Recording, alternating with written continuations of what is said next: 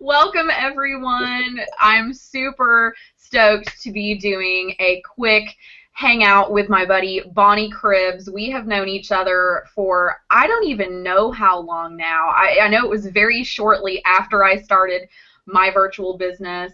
We've both been in the virtual business world, the direct selling industry, for several years now. And Bonnie is just one of those people that from the minute I discovered him, I mean, we were immediate online friends, and I just remember when we finally connected in person offline, it was like we'd known each other forever. So I'm really excited, Bonnie, to have you here, and I want to be sure the video is still working. Are you still there with me? I am still here, yeah. Okay. Welcome. I'm totally honored. And I tell you, it's so funny because I remember seeing a video of yours well before we ever met. And I was like, I like her so much. She's got such incredible energy. And the hair, it was hair in the, by all means. And because you just had the cutest, like, hair and everything. But I was just like, this girl knows what she's doing. She's got it going on, and I need to meet her. And so it was crazy that we, ended up, we lived a couple of miles apart, and I would have never known that. So it was just it was really cool. So I'm honored to be here. Thank you for asking me. Absolutely. I'm super excited for us to share your story and just talk about some of your best practices, why you decided to start a virtual business, a little bit about your background and how it's impacted your life, and your favorite thing about what you do and what we get to do as virtual business owners. So I'm going to dive right in.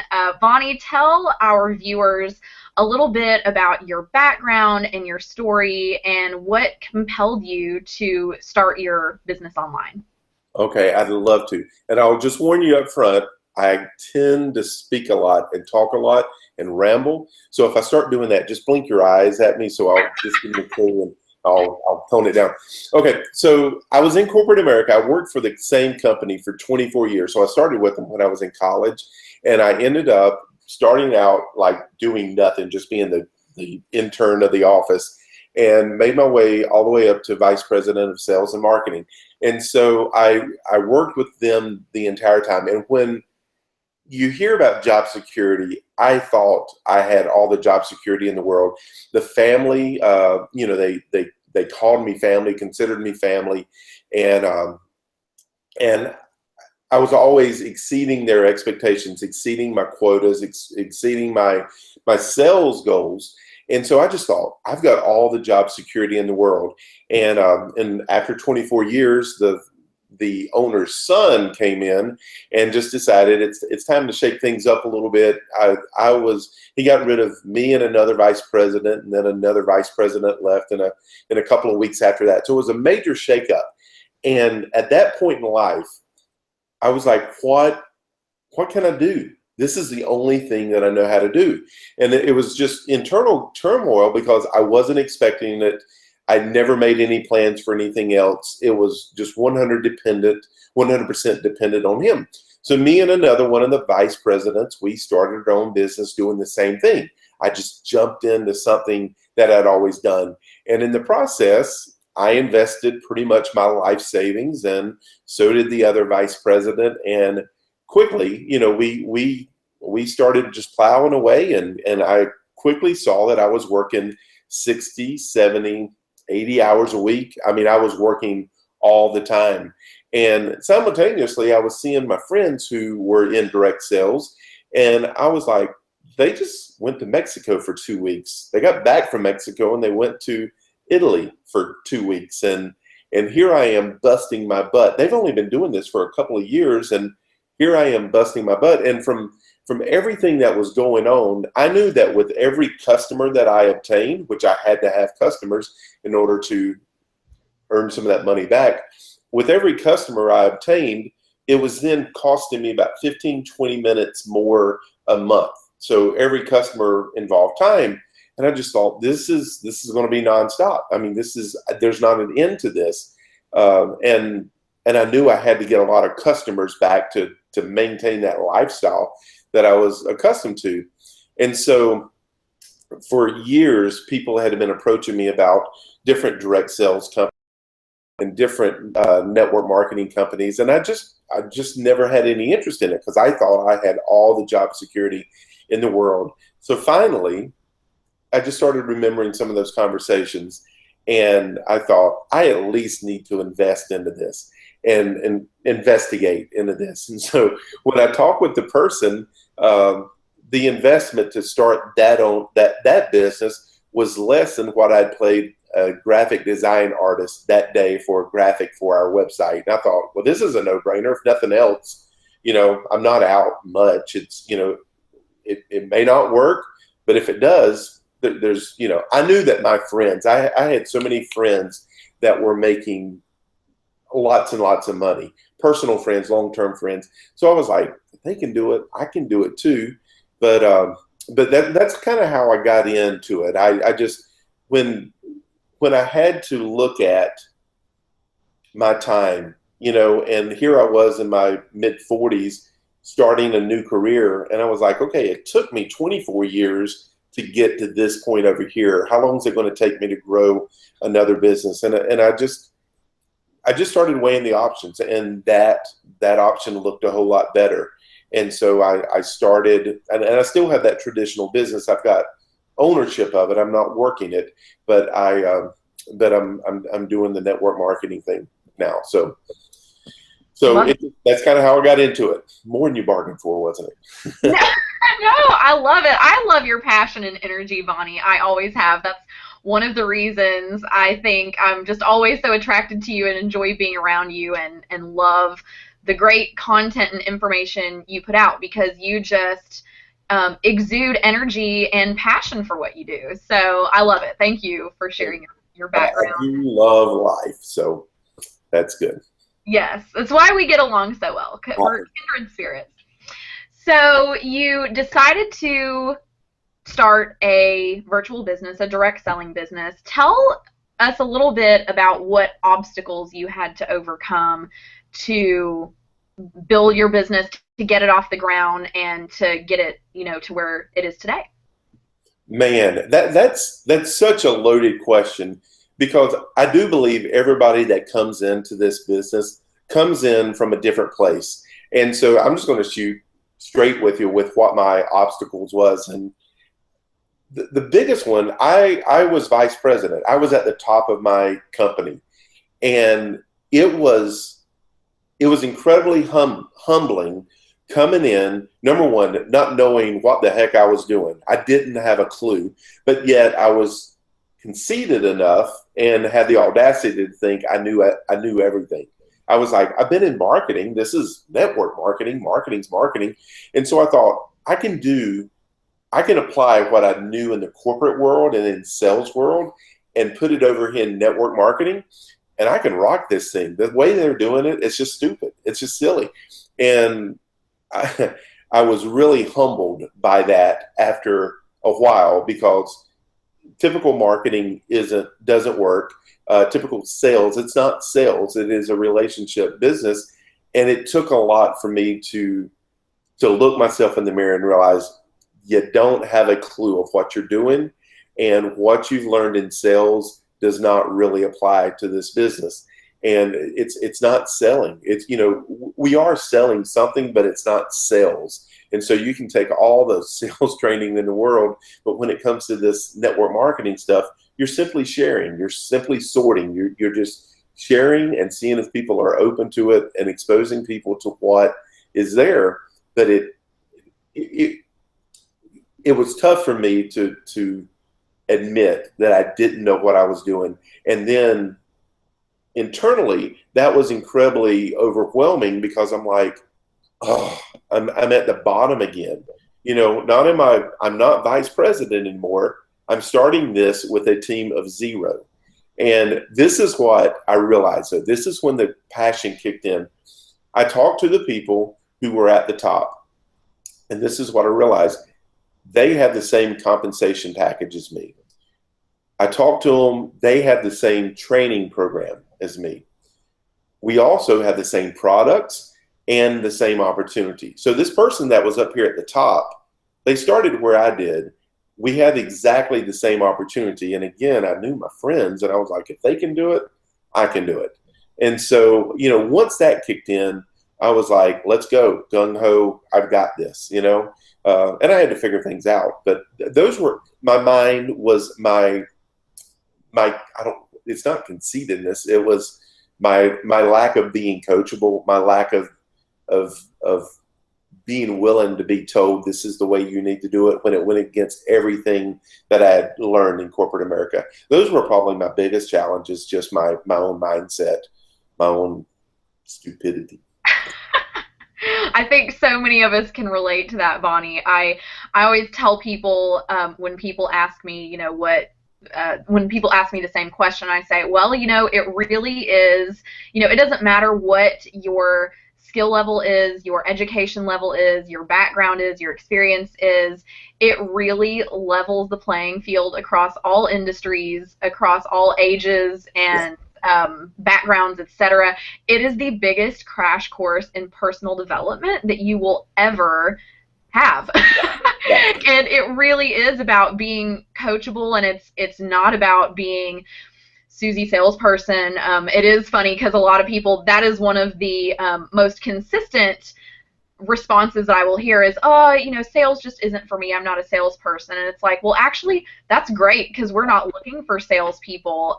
We're looking for people who can build relationships and be real and relatable to others. Yeah. It's interesting because in this business, I know people who are doctors that have done incredibly well with this. I know people who are convicts that, that spent time in jail who have done well with this. I know people who are nurses, and I mean, you take every kind of personality, nationality, you name it. There are people who have succeeded. Every education, it's amazing to me how many people that I talk to that's never graduated from high school that are out there crushing this thing. 18, 19-year-olds are making it. And that's another one of those things it's taken me some adjustment to get to, of like, okay, this person's been in it for 2 years. They're dang 20 years old, and they're making more than I was after 24 years in corporate America. That's a humbling thing, but it also tells me I'm on the right path. I'm not trying to build another corporate job, which would take me another 20 years to get to the top. So don't need that. So, it really does illustrate the power of the industry and the business model itself. Yeah. Well, tell us what has been the most rewarding part of your business.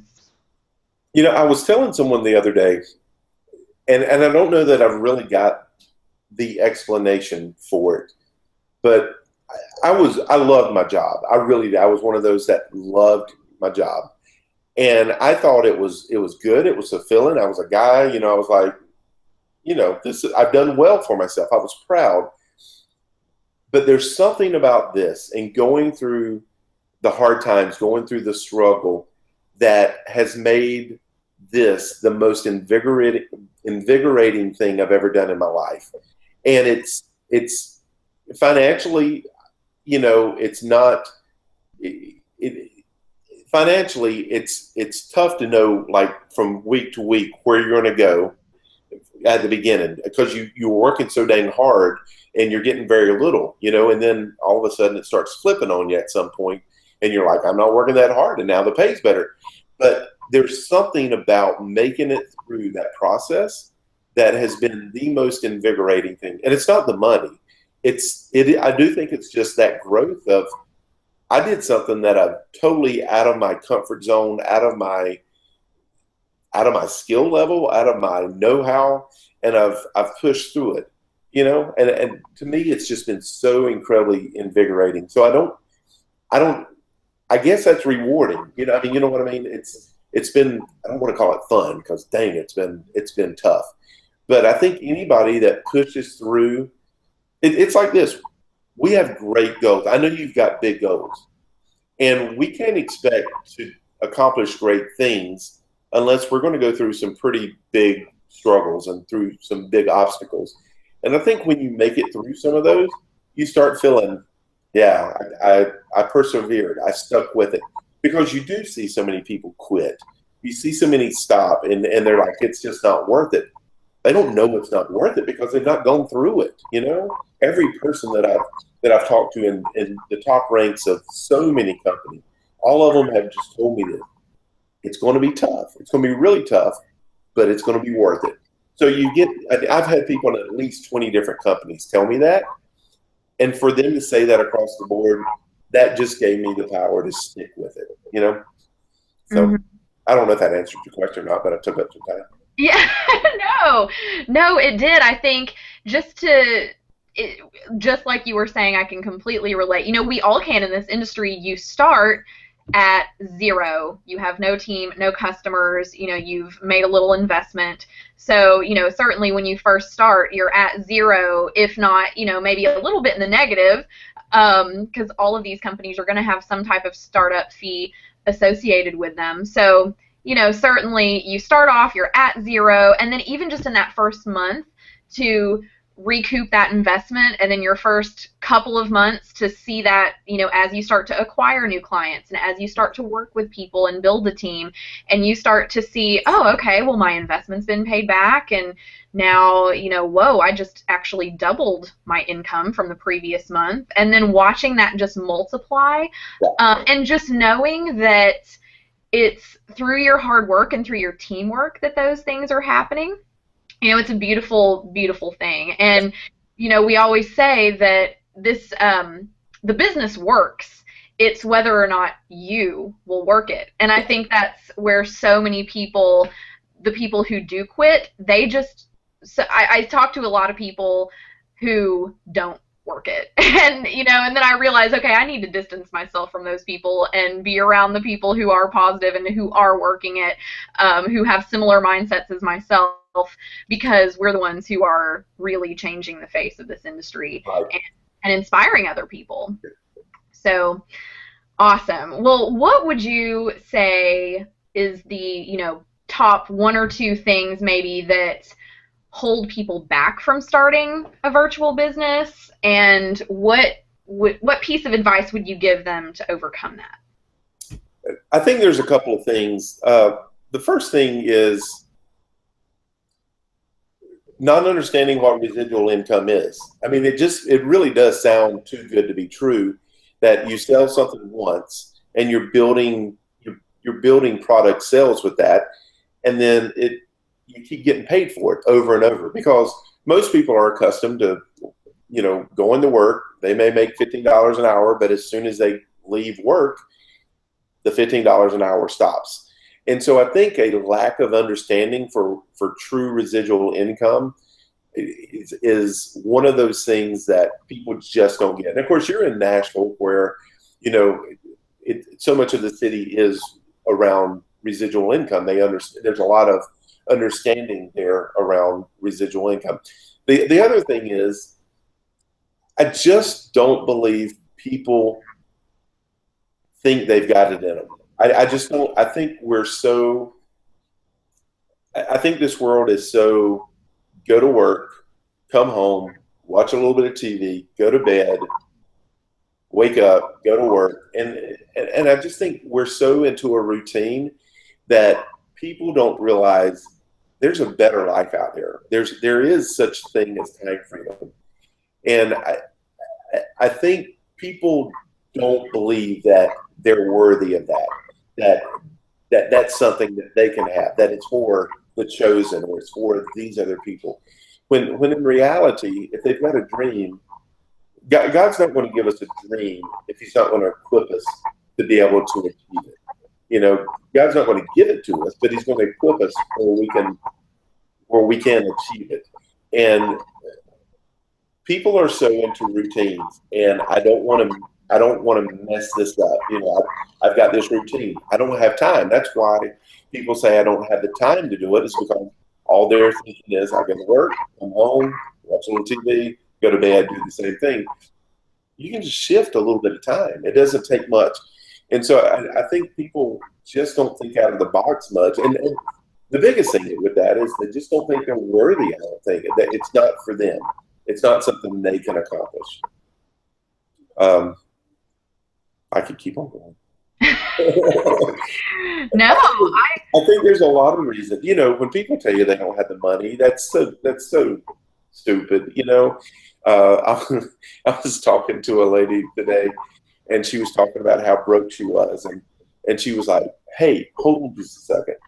And she ran into Walgreens, and she came out with a pack of cigarettes, and no judgment there. I'm just saying, you make time for what you find money for what you want to do. You know. yeah, Uh, and it's the same thing of I don't have money. Then the next week they're on vacation or they're somewhere else. We can find the money. We can find the time if we've got a passion that's in us. But it's like this: if you don't have a passion to better yourself, why in the world don't do it? Because if there's not a passion there, you're not gonna make it. So, Absolutely. I always say, people make time for what they want to make time for. But the beauty of having your own business, and especially for us doing it online, is I always tell people this is a 15-minute window business. I build my business in 15-minute increments, whether it's on a call on the way into the office or maybe taking 30 minutes during my lunch break to do a quick training with a team member or making a couple of follow-up calls. And then certainly in the evenings on my drive home, I usually have a 30 to 40-minute drive just depending on what's going on when I'm leaving the office. And those are all, I'm a captive audience in my car. yeah, So that truly is where I do so much of my work. And even it's hard for me to call it work because frankly, especially, and I know you feel the same way with a lot of your team members, is we're all friends. We actually have a really great time. And very rarely does it ever feel like work. I feel like I'm just spending time with family and friends. So I think people have this stigma that, I don't have the time or I don't have the money. When they say I don't have the time, especially, I feel like people have this misperception that we do this, like a job, that we're punching in and punching out, for 20 hours here or 15 hours there. And that's just not reality. It's, maybe 5 or 10 minutes before I go to bed. And like I said, 30 minutes during lunchtime or, maybe an hour in the morning before, before I have breakfast, getting up a little earlier and doing a couple of things. And even on the weekends, finding ways even to weave family time into some of it is really cool. but Krista, I just moved down to Orlando, Florida, and one of the things that I've realized here is they have the world's longest stoplights. And so the first several days here, I was getting so frustrated at these long stoplights. I was like, oh God. But there's so much traffic and everything. And so I thought about it and I said, instead of getting frustrated, some of these lights are literally lasting 4 to 5 minutes. I said, I can use that 4 to 5 minutes if I pull up and the light turns red. I can use that 4 to 5 minutes to sit there and text a couple of people. And so so that's my new rule, that if I get to the stoplight and I know that it's going to be one that's 4 or 5 minutes, I'm going to text at least 2 people. And this is the coolest thing. As soon as the light turns green, the people behind me start talking. They let me know it's time to go, and we're going. So it's really cool. I love it. Nice in Orlando that way. So that's great. We're all about maximizing our time, right? Exactly. Our time and resources. No driving and texting, though. Don't do that. That's true. I'm completely with you. And even being on the phone, I always have my little earpiece in because both hands need to be on the wheel. Well, tell us what your top 3 tips, and maybe this might transcend a little even into some of your previous answers, but what would your top 3 tips be for someone who is looking at starting a direct sales business? Okay, if they're looking at starting, if they're considering it, something they want to do, there's probably a reason that they want to do it. Is it more income? Is it financial freedom? Is it time freedom? Just ask yourself this simple question. If it's not this, if you're looking for time freedom or financial freedom, if it's not this, what are you going to do? If it's going and get another job, that's okay if it's just the money, but that's not answering the time freedom. I'm just saying, look at who succeeds in this, and any demographic, any age, boy or girl, Um, everybody can succeed. So look at the reason that you're doing it and just ask yourself, if not this, what is as good of an opportunity? And I don't believe you're going to find anything equally as well. I started a traditional business. It's cost me my entire life savings to do it, and sooner or later we're going to be profitable. And so there's not that risk with this. It's the lowest form of investment that you can go. If they're considering this, I would say, what's the real cost? I mean, really and truly, if you've got to invest $500 or $1,000 into it, the return on investment is greater. Most network marketing companies, you're going to get your investment back the first month or the second month. I'm just telling you, for someone that's invested into a traditional business, that is not the case. And so you're in a positive cash flow, 1 month or 2 months out. That's a good thing. So it's so little risk that's there. But if you're considering it, I want you to, and you make that jump. I just want to say this: stick with it. Nobody in this industry fails except for those who quit, and they really didn't fail; they just quit. If you stick with it, if you share this opportunity, you're gonna make it. You just have to share it, and you are gonna have to get uncomfortable. It's like this. It's not a lot of what we do doesn't come natural to most people, but if you persevere through that. I know the first time I rode a bike, I failed. I know the first time that I went swimming, I sank, and it took a little time to learn how to do some stuff. But after a while, I was riding a bike and I was swimming. And it's the same thing with this. Once you do something a couple of times, you're going to learn how to do it. So don't let the fear of not knowing what you're doing stop you.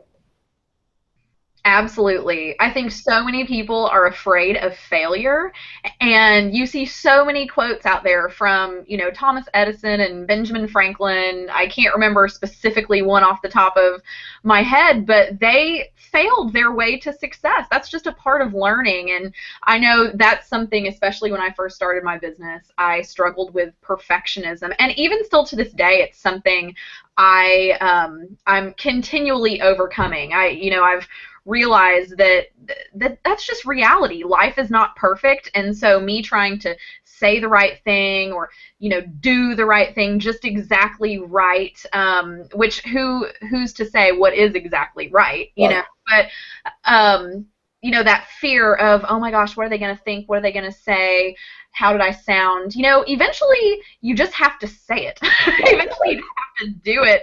And it's amazing when you just overcome that fear and just have the faith that you have everything that it takes, that you were created for a purpose, you have everything in you that you need to succeed. It's about just sharing the message and relating with people and caring for people. It's amazing what can happen. My own personal story, I can certainly relate to that. So. Yeah. Well, Krista, it's like this. I think most people want something more. I just think most people, there's something innate in us that wants more. And I think when that dream is in us, we're just taught not to dream big. I've got a sad story. I was on the boats over at Disney World, going from Hollywood Studios over to Epcot, and there was this little girl. She was dressed as a princess, cute as could be, and her mom was there, and we were on the back of the boat, so we were seeing all the beautiful scenery, and this little girl was just soaking it all in. She was loving it, and I mean, her eyes were just big as everything. And we get up to the hotel. There's a hotel on that boat ride called the Swan and Dolphin, and it's very visually stimulating, and it's beautiful grounds and everything. And the little girl, she just said, "Mama, look at that. It's so beautiful." And her mom said, "Honey, you'll never be able to afford to stay at a place like that." And I mean, the little girl's 5 or 6, and that mom, that is just a horrible thing to say to a kid. You'll never. She didn't say we couldn't afford to stay there. She said you'll never be able to afford to stay there. And from a little age, we have these dreams, and we see things and we get excited about life. But even at that age, people start just stomping them, stomping them. There's, no, you won't be able to do that. You can't do this. You're not smart enough. You're not good looking enough. You're not pretty enough. You're not whatever. And this mom telling her kid, you'll never be able to afford that. It's just so much, just so much crap being brought into our heads from such a little age. And so when we have these desires, when we want more in our life, we just hear those voices. We just hear those voices. And I think one of the messages that I'm so passionate about sharing is, if you've got that dream, if you've got the desire for more, I'm just completely convinced that God has given you that dream. God has given you that vision of what you want to accomplish. And he's not going to give you these images of what you want to accomplish unless you're able to accomplish them, unless you're able to make it happen. If they're in accordance with the way he is, with his ways, he's going to equip you to achieve it. And so have some faith in you, have some faith in your dreams that you are able to make it happen. There's an incredible book out there. It's called The Dream Giver, and I wish I could remember the guy who wrote it. But it's called The Dream Giver, and it's all about hearing those voices, listening to those things that's kind of going through your head, and realizing who those are coming from, and that if they're in you, you're going to be able to do it. Is it going to be hard? It may be hard. Anything worthwhile is going to be a little bit of a challenge. But you're cheating yourself. You're cheating yourself if you don't go for your dreams. So anyway, didn't mean to go off that. Amen. No, I love that. I'm so glad you shared that story. And sorry, I've got a little eyelash in my eye. But no, I'm so glad you shared that story. And that just breaks my heart, because from being 5 years old and having a parent say that to you, I'm very fortunate that thankfully my parents did always tell me that, they believed in me and that I could do.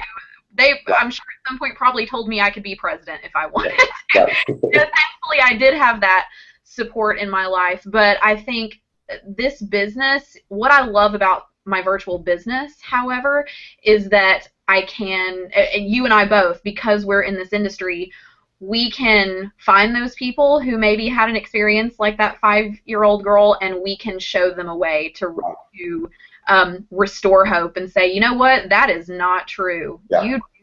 You can do whatever, what the mind can believe, the mind can achieve. Yeah. You have what it takes, and man, I hate that somebody said that you couldn't, but here is a vehicle that can get you there. You've just got to make the decision. You've got to believe it, and you've got to embrace it and run with it. Nobody can ever do it for you, but it is possible. That is probably my favorite part about this business, because I think the world is just full of people who have their dreams have been diminished. They feel hopeless, and this truly is a way that we can bring hope back into the world. No kidding. No kidding. So, yay! Well, Bonnie, I always love catching up with you and just talking shop. So I so appreciate you jumping on here with us, and would love for you, do you have any parting words before we close? And certainly I do want to be sure you tell everybody where they can find you online. But before you do that, any other words of wisdom before we wrap up? I'm just going to say this. I'm so happy that that I found this profession, this way of life, this virtual deal, because I tell you, I love being able to drive down the road and talk with people and earn a living. I love being able to help people. I only live 3 miles from Disney. I love being at Disney and knowing that I've got an appointment in 30 minutes and just being able to step away and then get back to it. There's so much freedom in that, and but I'm not a chosen one. I'm not anything special. I'm just like millions of other people who are doing this. I'm just I would say if you're thinking about it, dude, you need to jump in, because it's a good thing. It's worth it. It's not that scary, you know. It's not that scary. So, but be coachable. But be coachable. No, thank you. I so much appreciate you having me and letting me be here tonight. I'm honored. I do miss you like crazy though. So it's good seeing you again. I miss you too, and who knows, maybe we'll do this again. I feel like every time I'm around you, I always have questions and ideas and love brainstorming with you, so maybe we'll do another video in the future about another specific topic within the virtual business world. Oh, I'd love it. I'd be honored to. Bonnie, tell everybody where they can find you online. You know what? If you'll get on Facebook and you put in Bonnie Cribs, you'll find me. I am the only guy there that you'll find named Bonnie Cribs. And if you can't find me there, put in the Bonnie Cribs and you'll find me there too. So that's my business page. But, you know, on Facebook, if you connect with me on Facebook or my blog, bonniecribs.com, it's got all the social media links as well. So. Excellent. Well, Bonnie, so appreciate your time this evening and really value just all of the wisdom and experience you bring to the table, and so appreciate you taking time for us today to just share your story and empower others and inspire others with your story and with your business. So thank you for that. Guys, go follow Bonnie online. Very much like me, he and I both are on pretty much every social media channel. So make sure you go find him on Twitter and Instagram and YouTube, and certainly his blog is a good hub to get connected with all of those. If you're finding this on YouTube or Facebook or wherever you came across it, I plan to put it everywhere. Make sure to go check out my other social media channels as well. Like I mentioned, both Bonnie and I, we're everywhere online, so come find us. I will tell you, he truly is one of the most inspiring people I know, so you will not be disappointed if you go follow him online. It's the perfect way to start your day, jumping on Facebook and seeing his fun, happy pictures at Disney and his great quotes. So. Okay. I just want to hug you. I wish it was possible. But Virtual hugs. So good seeing you, Chris. You too, Bonnie. Everybody have a great day, and we'll see you on the next video. Bye. See ya.